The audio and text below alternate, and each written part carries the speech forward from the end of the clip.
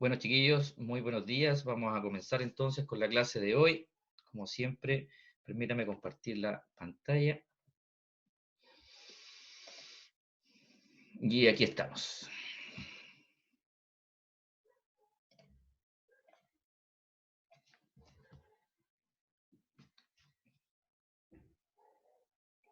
Ya, ¿estamos todos bien aquí? ¿Se puede ver? Sí. Sí, Ya, profesor. chiquillos. Muy bien. Entonces, antes de comenzar, bueno, obviamente ustedes saben, si tienen algunas consultas de los tópicos que hemos visto anteriormente, me pueden mandar algún tipo de correo, obviamente previo que ustedes hayan visto la presentación y también hayan visto en lo posible las clases que se están enviando. Yo ya he tenido algunas videoconferencias personalizadas con algunos de los chicos cuando tienen problemas, así que están todos bienvenidos, por si acaso, ya para que lo sepan ahí también. Están todos bienvenidos en algún momento si quieren, si tienen alguna duda en particular, poder aclararla. Eso es lo primero. Lo segundo, con respecto a la clase de hoy, que obviamente ustedes saben, los viernes es un poquito más corta, pero además viene el otro grupo, vamos a hablar sobre compartimientos, en particular sobre el retículo endoplásmico, liso, rugoso, y vamos a quedar, quizá alcancemos a hablar del Golgi, no me queda claro.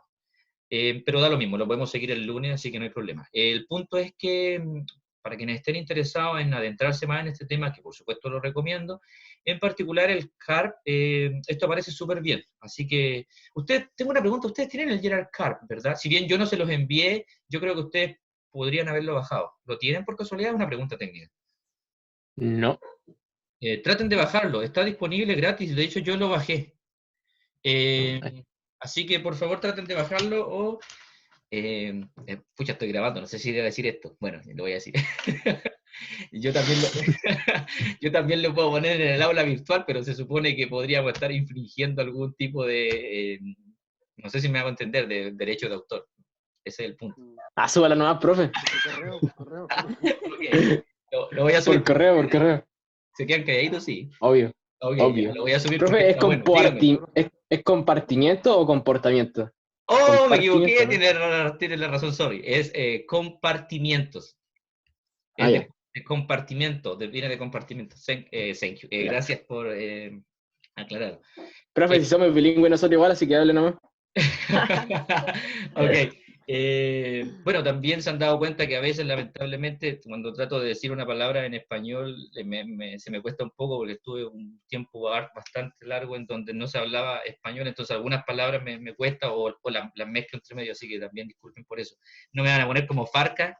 Ahí entendía Farca, yo no entendía por qué Farca de pronto estaba hablando en español y tiraba algo en inglés. Yo decía, ay, ¿por qué raro este compadre? Bueno, me empezó a pasar cuando estaba en Alemania y también me pasó acá algunas veces, así que por favor, disculpen ahí si hay algunos términos en inglés que no me acuerdo mucho en español. Comenzando entonces, chiquillos. Esta imagen lo que quiere decir es tratar de aclarar el término de compartimientos, ¿yo? Entonces, finalmente, cuando nosotros hablamos de sistemas de endomembranas, que entre ellos, por supuesto, están los que acabamos de nombrar, podemos asimilarlo como si fuera la célula una casa donde hay distintas habitaciones. Por lo tanto, hay distintos sistemas de endomembrana donde se realizarán distintas funciones. También es importante destacar que esto es dinámico, ¿ya? No solamente hay un movimiento de una zona a otra. Como veremos durante la presentación, hay movimientos de distribución desde vesículas, desde un organelo a otro, a través del interior de la célula, por supuesto, ¿ya? Entonces, esto es lo único que trata de graficar que estos sistemas, entre los cuales están, por supuesto, el retículo endoplásmico rugoso, retículo liso, Golgi, lisosomas, peroxisomas, todos aquellos que vamos a ver durante nuestras clases, no solamente hoy, las que vienen, tratamos de hacer algo similar a lo que pasa en una casa. Cuando hablamos de este sistema, este simplemente es un esquema, vamos a tratar de clarificarlo mejor, en donde nosotros vamos a ver que está presente el retículo endoplásmico, y por lo general está presente el Golgi, ellos están muy cercanos y se están comunicando constantemente, como veremos, por supuesto, en esta presentación. ¿Ya? Ahora bien, esta es una de las primeras imágenes que traje. Esto lo que trata de demostrar es cómo hay esta vía biosintética o secretora, cómo funciona. Y esto, por ejemplo, vamos a asimilar que es el retículo endoplásmico rugoso, donde vamos a tener las partículas que nosotros queremos utilizar en la célula. Esta membrana, ustedes saben y recuerdan de sus clases que tuvimos hace tiempo atrás, esta vesícula se va a empezar a invaginar, por así decirlo, hacia este lugar hasta que finalmente se va a liberar. Recuerden, por favor, aquí que nosotros hablamos sobre las famosas clatrinas, que son estas proteínas que cubrían la vesícula, y también hablamos sobre las SNARE, la B corta SNARE y la T SNARE. Entonces, todo eso va a permitir, espero que se recuerden, por favor, que esta vesícula llegue a un lugar receptor y solo a ese lugar receptor se una, no en cualquier lugar, porque yo requiero que la vesícula libere el contenido en el lugar A y no en el C. Es decir, todo este proceso obviamente va a ser ayudado por las famosas proteínas que nosotros ya vimos en clases anteriores.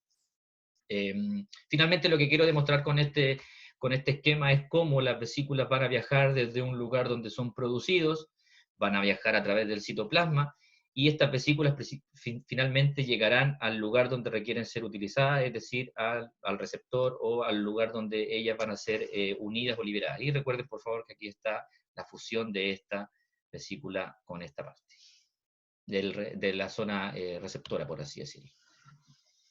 La pregunta es, ¿cómo se transportan estas vesículas en la célula? Y nosotros acá tenemos un esquema que está bastante interesante, donde muestra como ejemplo, solo un ejemplo, una célula epitelial, donde acá vamos a tener el retículo endoplásmico rugoso, y fíjense por favor que siempre vamos a tener cerquita el retículo, el aparato de Golgi, en donde las vesículas de aquí van a pasar al aparato de Golgi, y luego estas vesículas van a ser distribuidas a los lugares que se requieran utilizar en la célula. ¿Ya? Estas vesículas obviamente pueden llevar distintos tipos de proteínas, por ejemplo, pueden llevar proteínas que van a ir a formar parte de la membrana, integrinas, por ejemplo, o pueden llevar estas vesículas proteínas que van a formar parte de la matriz extracelular. Pero el punto es, ¿cómo viajan? ¿Cómo lo hacen? ¿Andan en el aire? Y la respuesta es no. Para esto, estas vesículas, usan unas proteínas motoras que se llaman. Es decir, va a haber unas proteínas que no vamos a hablar ahora de aquellas, simplemente quiero que vean los colores azules, por así decirlo. Estas son verdaderas carreteras o rieles. ¿Qué es lo que son? Son principalmente componentes del citoesqueleto. Entonces, mediante la utilización de proteínas que van a moverse a lo largo del citoesqueleto, estas vesículas van a viajar en diferentes direcciones. Es decir, nosotros podríamos asumir que el citoesqueleto, que va a ser la clase de la próxima semana, siempre estamos muy conectados, van a ser verdaderas carreteras o rieles por donde se van a mover estas vesículas, para que no tengamos claro y no pensemos que las vesículas andan flotando por ahí y sin un rumbo definido. Pues bien, no es así. Para eso está el citoesqueleto. ¿Hasta el momento alguna consulta, chicos? ¿Está todo bien?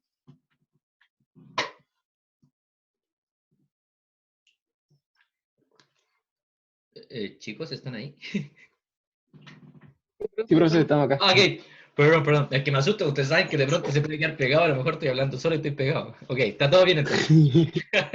Ya, sigamos. Bueno, muchas gracias. ¿Qué bloque tenemos acá? Acá vamos a ir, como siempre, ustedes saben, vamos de lo más macro, por así decirlo, a lo micro, vamos desde lo más simple o general y nos vamos complejizando un poquito más. Aquí tenemos básicamente algo similar a lo que vemos acá, pero si se fijan, acá tenemos un poquito más de información. Luego vamos a ver la envoltura nuclear, donde va a estar adherido el retículo endoplásmico rugoso. Ustedes ya saben que el retículo endoplásmico rugoso se llama así precisamente porque tiene ribosomas adosados, eso no se les puede olvidar, lo vimos también. Y vemos que hay distintas vías, donde estas vesículas, obviamente, como les comuniqué, van a pasar al Golgi, que lo vamos a ver probablemente el lunes, porque hoy no vamos a alcanzar. Y por otro lado, vamos a ver que estas vesículas van a ir ya sea a secretarse al exterior en estos casos, como pueden ver, ¿ya? Entonces van a viajar y vamos a tener dos vías de secreción. Va a haber una vía constitutiva y va a haber una vía regulada, ¿ya? Resumiendo eso, y aquí lo tengo escrito para que no se nos olvide, la vía biosintética va a ir en esa dirección, retículo endoplásmico rugoso, Golgi, vesículas de secreción, y puede ir a la membrana o a los lisosomas. Son ejemplos. Pero también, como pueden ver acá, no solamente las vesículas o el movimiento va a ser hacia afuera, también van a ver hacia adentro, y nosotros lo vimos en los procesos de endocitosis, que también espero que se recuerden, en donde la membrana sufría una invaginación y la vesícula ingresaba a la célula, ¿ya? Y recuerden, por favor, que esto podría ser si tenemos una molécula grandota y la queremos degradar, vamos a ir al lisosoma, quien va a degradar esa molécula para permitir a la célula utilizarla. Pero por otro lado, nosotros dijimos también que hay una vía secretora, en donde las proteínas que están aquí, que fueron sintetizadas, como les dije por acá en el retículo endoplásmico, van a hacer que se viaje al Golgi y van a ser secretadas. Esta secreción puede ser constitutiva, es decir, se está realizando constantemente, o puede ser regulada. ¿Qué quiere decir regulada? Que va a ser liberado el contenido de la vesícula frente a un estímulo. Un estímulo que puede ser, por ejemplo, si hablamos de una neurona, un estímulo eléctrico que va a hacer que se liberen los neurotransmisores, o también lo que puede pasar cuando nosotros tenemos que liberar vesículas desde el sistema endocrino, donde van a estar ahí guardaditas, como pueden ver acá, en unos gránulos que se llama, y van a estar aquí guardadas. Cuando llega el estímulo, por ejemplo el impulso nervioso, activa y genera que este contenido salga al exterior. Entonces, secreción constitutiva, que se está realizando sin mayores problemas, no requiere ningún estímulo, o secreción regulada, en donde vamos a tener que, por así decirlo, recibir un tipo de estímulo que genere la liberación de estas vesículas. ¿Alguna consulta? ¿Todo bien? Todo bien. Vamos entonces. Esta es una imagen que es un SEM, microscopía electrónica de barrido, donde muestra lo que es el retículo endoplásmico rugoso y el retículo endoplásmico liso, que finalmente, como pueden ver, ahí están bastante unidos, pero obviamente esta imagen solamente se las traigo para que tengan alguna idea general. Y estos que están acá son gránulos acumulados, que en cualquier momento, en la llegada de un estímulo, van a liberar su contenido. Pero primero nosotros vamos a hablar del retículo endoplásmico rugoso. Y esta es la estructura más o menos que tiene. Ellos hablan de unos sacos o cisternas aplanados. Es un esquema, así como se vería en el microscopio electrónico de barrido, donde pueden ver obviamente que están los ribosomas adosados. Y aquí hay otra fotografía que trata de explicarle a ustedes cómo es la disposición de este retículo. Es importante destacar acá que nosotros vamos a tener estos sacos aplanados, estas cisternas, pero obviamente acá en el centro va a haber un lumen, que lo vamos a ver a continuación, pero para que no se les olvide, ¿ya? Va a haber un lumen, esto es como son tubos aplanados. Entonces, obviamente, el tubo va a tener la parte de afuera del tubo, la parte dura, por así decirlo, pero si tú tomas el tubo y lo pones en tu ojo, tú podrías mirar a través de él, por lo tanto va a haber un espacio interior, la luz del tubo que se le llama lumen, ¿ya? Y esto obviamente no se nos puede olvidar y por eso principalmente lo tengo acá para que le puedan dar un repaso a ustedes en sus casas tranquilamente, que son principalmente las funciones del retículo endoplásmico rugoso, ¿ya? En donde la principal función ustedes saben que tiene que ver con la síntesis de proteínas, pero también van a ver aquí, van a ser fundamentales cadenas de carbohidratos y fosfolípidos que vamos a ver en unas diapositivas más, qué funciones tienen, ¿ya?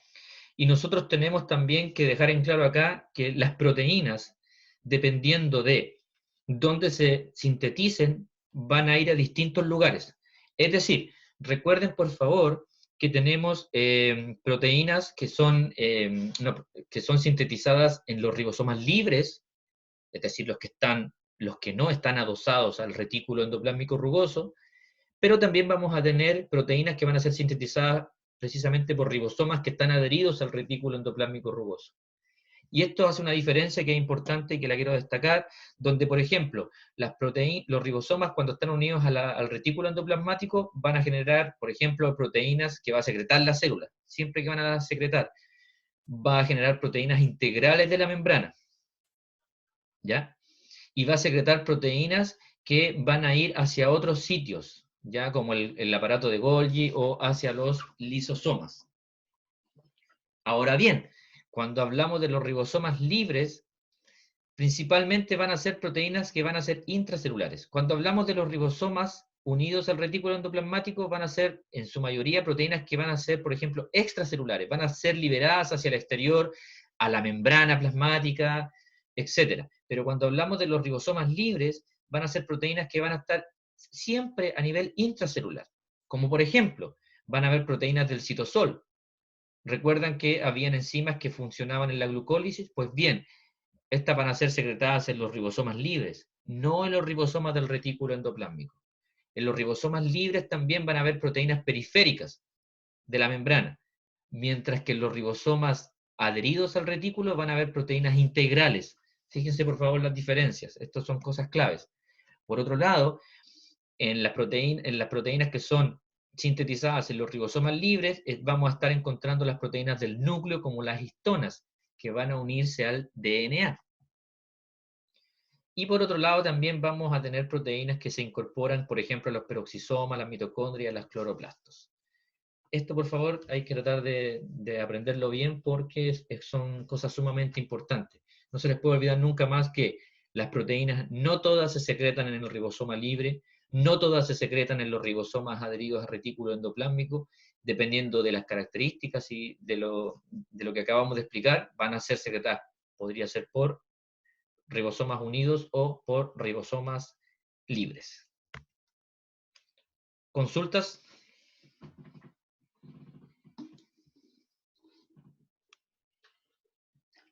Seguimos entonces. Sí. ¿Y es ribosoma libre o de lo otro? ¿Eso depende de la función que vayan a cumplir? La que vayan a cumplir, ¿quiénes? ¿Las proteínas te refieres? Ajá. Sí, por supuesto, claro. Ah, Dependiendo de porque no es lo mismo una proteína integral que una proteína periférica, ¿verdad? Entonces, sí. esto va a depender, como bien tú dices, de la función que va a cumplir. Las proteínas que son intracelulares, por así decirlo, las que van al núcleo, como la histona, las que van a los otros organelos, como las mitocondrias, o las que forman parte de la glucólisis, esas son proteínas secretadas por los ribosomas libres, no por los ribosomas adheridos al retículo endoplásmico. Y como tú bien dices, raya para la suma, de acuerdo a eso tienen diferentes funciones también. ¿Ya? Ajá, gracias. De nada. Entonces, Sí.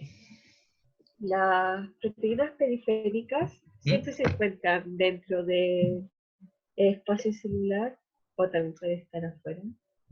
Las proteínas periféricas, si te recuerdas de las clases anteriores, déjame ver si tenemos, bueno, acá no, lamentablemente no tenemos imágenes de... La proteína periférica, recuerda, si está en nuestra membrana, la diferencia es que, recuerda que había una bicapa, entonces va a tener en los dos lados, ¿te acuerdas de eso? Entonces, obviamente, no está en contacto con el fosfolípido, sino que está en la partecita de afuera. No sé si te recordaste de esas imágenes que veíamos, pero como tienes una bicapa, también tienes unas en la parte de adentro. Pero siempre son las que no atraviesan completamente la bicapa lipídica. ¿Ya? Ya.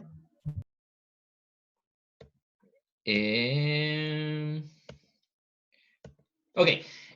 La pregunta es, no sé por qué me pareció una señal que dice que la reunión va a terminar en 10 minutos y no me había salido nunca, pero eso no es correcto. Bueno, no sé, si pasa algo raro vamos a tener que reiniciar, pero no sé por qué salió esa señal. Les aviso por si Profe, le pasó lo mismo al profe de anatomía ayer. ¿Y se le cortó? Sí. Sí, ¿Pero y por qué? Incluso Si yo no la he... pausa.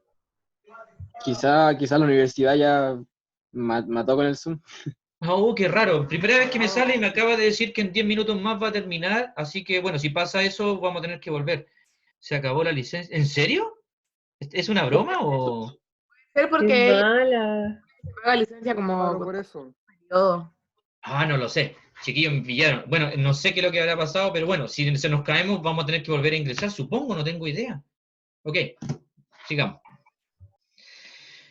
Bueno, si cualquier cosa hay problema, vamos a tener que seguir el lunes, pero no, a mí me complica que tengamos unas clases tan cortas. Ustedes saben, nuestras clases duran a veces 2 horas y media, así que... Pero uno se puede volver a meter por el mismo link, no pasa nada.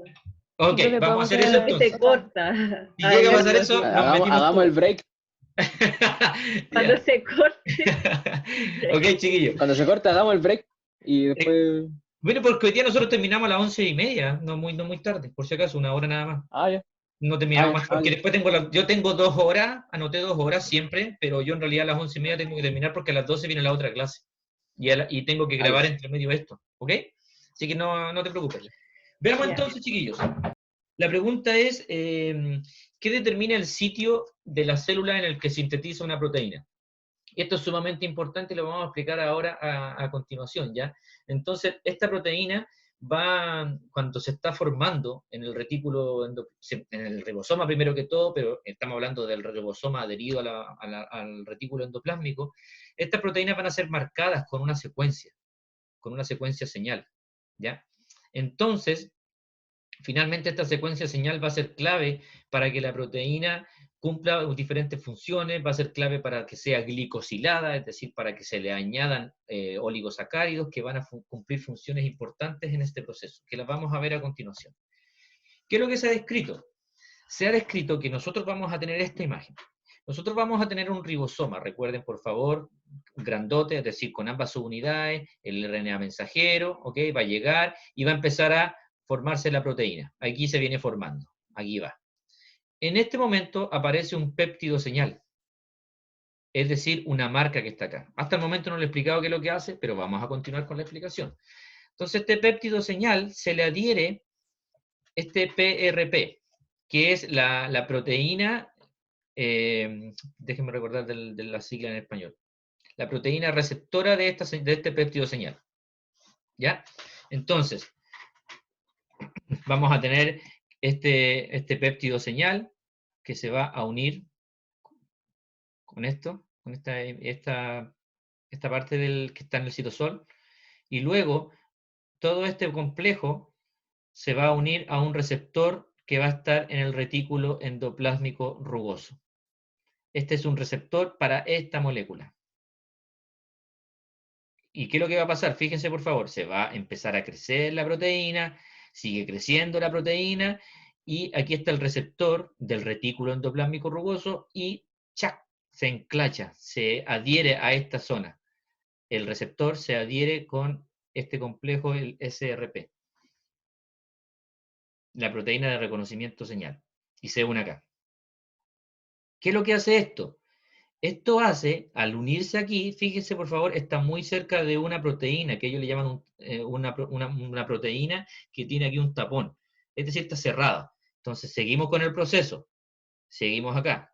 Como ustedes pueden ver, una vez que se une esto, el SRP se libera y al liberarse lo que hace es que este tapón se abra. Fíjense por favor. Y entonces, esta proteína que está creciendo aquí, empezó a crecer, a crecer, a crecer, a formarse, en vez de seguir creciendo a lo largo hacia allá, se introduce al interior de esta proteína, de este canal, y empieza a crecer hacia el interior. ¿Por qué esto es importante? Porque en el interior, fíjense, esta es la luz del retículo endoplásmico, este es el lumen, la parte interior. Entonces aquí está la membrana y aquí está el tubo, la parte hueca, por así decirlo, del retículo endoplásmico. Entonces, ingresa por aquí el péptido y luego, cuando está aquí, en el interior, va a sufrir modificaciones. Todas las proteínas que se producen en el retículo endoplásmico rugoso son proteínas que van a añadírseles polisacáridos, oligosacáridos, es decir, van a ser glucoproteínas, todas. ¿Y por qué? Vamos a ver a continuación por qué este proceso es importante. Luego, cuando la proteína esté aquí lista, plegada, van a haber unas proteínas que se llaman las chaperonas. ¿Por qué lo que van a hacer estas proteínas? Van a ayudar al plegamiento de la proteína, que se pliegue correctamente. Es más, si esta proteína, la chaperona, se da cuenta que el péptido naciente, que la proteína que estoy sintetizando, está mal plegada, la manda a un ciclo y le dice, no, espérate, tú estás mal plegada, continúa el ciclo. Y la reconoce nuevamente, y la mira, a ver, la da vuelta, la pone de distintas formas, y dice, no, todavía está mal, y la vuelve a meter al ciclo. Me hago entender, es un paso sumamente importante, porque recuerden que si nosotros generamos proteínas mal plegadas, en nuestro organismo pueden haber consecuencias fundamentales, y consecuencias tan graves, dependiendo del tipo de proteína mal plegada que haya, que sean incluso mortales. Por eso... Como la vaca loca. ¿Perdón? Como la vaca loca, ¿no? Como la vaca loca, perfecto, como los priones de la vaca loca donde hay un mal plegamiento, muy bien, como los priones, recuerden por favor, los priones que son estas proteínas mal plegadas que generaban la enfermedad de las vacas locas en las vacas y en los humanos la enfermedad conocida como de Creutzfeldt-Jakob, ¿ya? Perfecto, que es un mal plegamiento. Y también había otra, ¿cuál más? Yo sé que El Alzheimer. El Alzheimer, muy bien, excelente. Bueno. Eso, muchas gracias. Profe, entonces, si nos da el Alzheimer es solamente por un problema en el retículo endoplasmático rugoso. Más que el problema del retículo endoplasmático rugoso, cuando tiene Alzheimer, lo que se describe es que el mal plegamiento de la proteína. Entonces, primero que todo, recuerda que antes de llegar a proteína puede haber un gen que haya estado fallado. Entonces, ese gen hace que se pliegue mal la proteína. Incluso si la chaperona del retículo endoplásmico está funcionando bien, llega un punto en que da lo mismo porque viene de mala de fábrica. No sé si me hago entender. Si yo mando a producir un auto a la Volkswagen y me lo produce, lo tomo, lo manejo, me falla, lo mando a arreglar, me falla, finalmente llega un punto en que viene con un defecto de falla, ¿ya? Así que eso es. ¿Quedó claro esto, chiquillos? Creo que lo hicimos paso a paso, más o menos clarito, cómo funciona el proceso. Sí, o sea, me quedó bien claro. Sí. No se lo tomé. Ok, perfecto, chiquillos. Vamos siguiendo entonces. Ahora, como les dije, acá hay procesos importantísimos que uno de ellos es la glicosilación, que como les dije, toda proteína que sale del retículo endoplásmico rugoso en general es una glucoproteína, es decir, una proteína unida a glúcidos o hidratos de carbono, y también vimos que hay un checkpoint, es un punto de control donde tú vas a analizar la proteína que está saliendo y vas a ver si está bien o mal plegada, y para eso utilizarán las famosas chaperonas. Entonces, esto es lo que acabo de explicar, así que se los tengo ahí nada más, pero lo acabo de decir, no necesitamos volver a leerlo. Y finalmente, cuando hablamos de la glicosilación, ¿qué es lo que vamos a hacer? Vamos a tener una proteína en donde, como pueden ver acá, se le van a añadir glúcidos o hidratos de carbono. Entonces vamos a añadir los de color naranjo, dice que son N-acetilglucosamina, los de son manosa, que también todos son oligosacáridos, y vamos a tener glucosa. Resumiendo, chiquillos, para no quedarnos en el nombre de cada uno de ellos, porque es irrelevante ahora. Simplemente, en la glucosilación, lo que vamos a hacer a una proteína, vamos a añadir glúcidos, como los que ustedes ven acá. ¿Ya? Glucosilación, añadir glúcidos a una proteína, por lo tanto va a pasar a ser una glucoproteína. Y esto tiene funciones importantes porque esto permite, por ejemplo, que esta proteína sea unida a un tipo de matriz y no a otro, que esta proteína también, esta glicosilación es importante porque va a permitir reconocer si la proteína fue bien plegada o no, cosa que es sumamente importante y que es lo que veremos a continuación. ¿En qué consiste este proceso? Esto se ve muy complejo, pero no es tal. No me interesan todas estas etapas complejas de acá abajo porque no vienen al caso. Eso lo verán ustedes